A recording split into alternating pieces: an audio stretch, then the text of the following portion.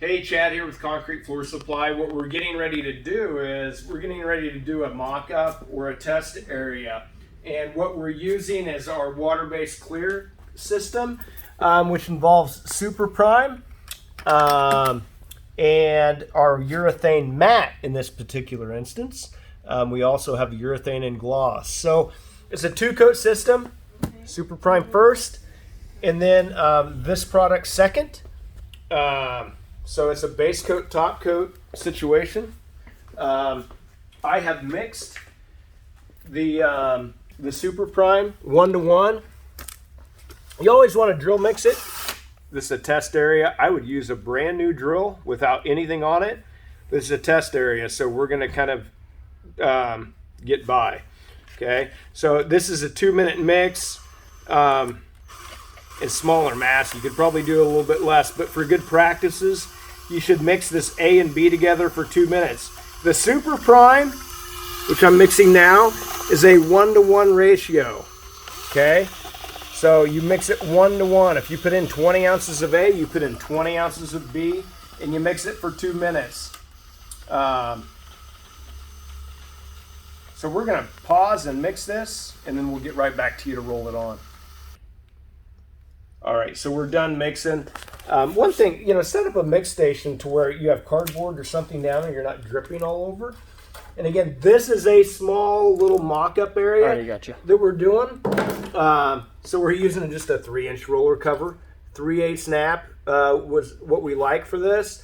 If you're doing a floor of any size, we really encourage 18-inch rollers. They put down a nice even coat.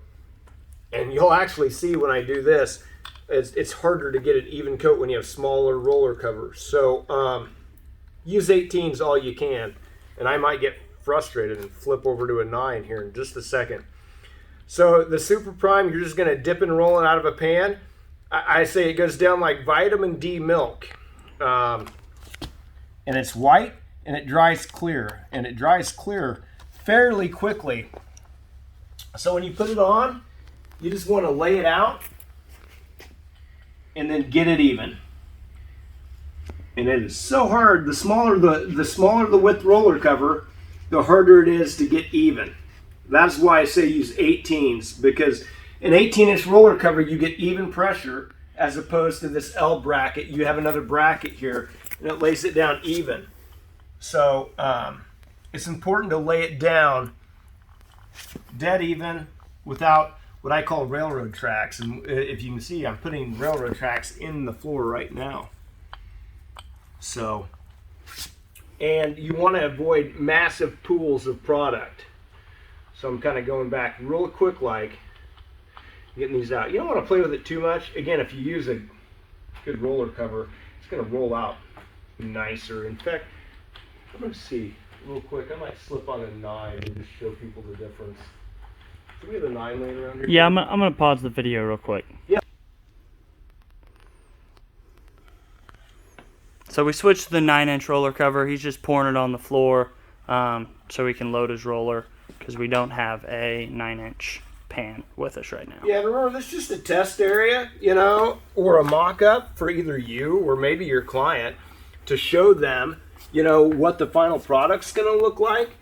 I think it's always good to do to practice. You get to use the product and you get to show your client so they can sign off on it if you do have a client. Now see how the bigger roller cover puts it down so much easier. And an 18, when you're doing a floor, is even better than that. So again, a bigger roller cover is better. We really don't promote pouring it on the floor like I'm doing. I love dipping and rolling out of a pan. But just for this area, that's what we're doing. If you have a big floor, like massive, 10,000 square feet or something like that, you might want to pour it out of the floor and have the guy walking right behind it and spreading it out. But that's for bigger type floors, for you got some good experience doing it. So anyway, see how we're just laying it out dead even, It can actually go on just a tad thicker. And then when you got areas like that, that's a repair that wasn't made. If white sealer gathers in those areas, be sure and turn your roller cover and dab it out. You don't want a big pool of milk in that, like just pooling. You don't want it thick. So you just want to get those out of there. So anyway, this is the coat of Super Prime. Goes down vitamin D milk and it dries clear. As you can see, and we probably put it down just a tad thin, I'll be honest with you. But we did grind the floor. You want to have a good prep. So you can see part of the edge of the prep. It has a good tooth to it, so it's going to absorb it pretty quick. But as it cures out, it clears out. And you can already see it right in here. Maybe I got a little thinner or whatnot. It's already clearing out. Goes down like vitamin D milk, clears out. Now, always refer to the data sheet.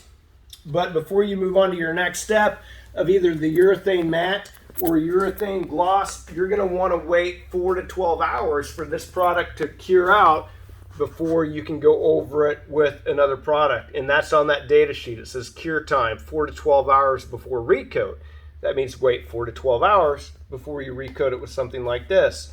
The other rule on recoat, just a general industry rule, is you always want to wait till the product is tack free. So you always want to check it and make sure it's tack free.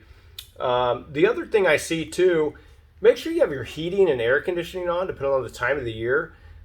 These floor coatings are no different than wood floor coatings to some degree, or any other coating, a car paint.